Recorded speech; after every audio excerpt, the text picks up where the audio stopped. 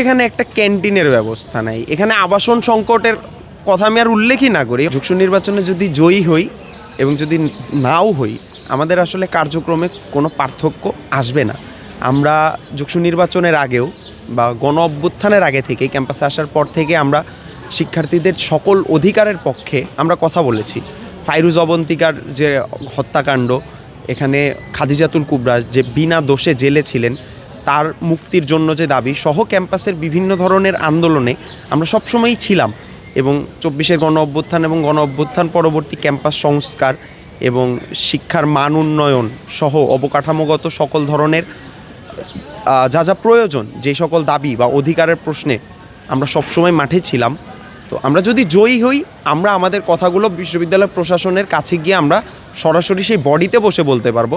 আর যদি আমরা যদি জয়ী না হই, আমরা যদি সেই সুযোগ না পাই, তখনও আমরা আমাদের আগে যেইভাবে আমরা অধিকার আদায়ের জন্য লড়াই করেছি সেই লড়াই আমরা চলমান রাখবো। শিক্ষার্থীদের সারা আমরা মোটামুটি ভালোই পাচ্ছি। আপনারা জানেন যে আমাদের প্যানেল একমাত্র প্যানেল যেটায় হচ্ছে সর্বোচ্চ নারীদের অংশগ্রহণ আমরা নিশ্চিত করেছি।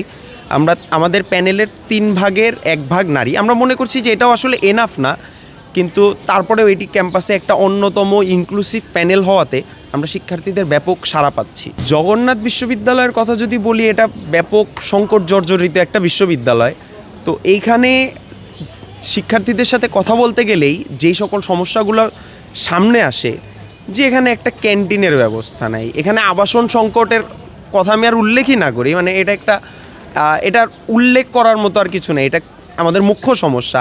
এখানে আবাসন সংকট, এখানে শিক্ষার্থীদের প্রপার খাবার জায়গা নেই, এখানে স্যানিটাইজেশনের জায়গা নেই, ক্যাম্পাসে কোনো একটা গণপরিসর নেই যেখানে আমরা ছাত্ররা যে বসবে সেরকম কোনো একটা জায়গা নেই।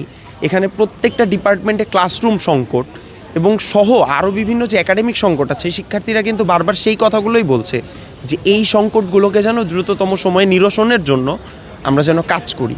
আমরা আশা করি যে আমরা যেই আদর্শ থেকে আমরা আন্দোলন সংগ্রাম করে এসেছি, আমরা যদি সেই কথাগুলো শিক্ষার্থীদের সামনে আমরা যদি ভালোভাবে তুলে ধরতে পারি, আমরা আশাবাদী যে শিক্ষার্থীরা আমাদেরকে ব্যাপক ভোটে জয়যুক্ত করবে।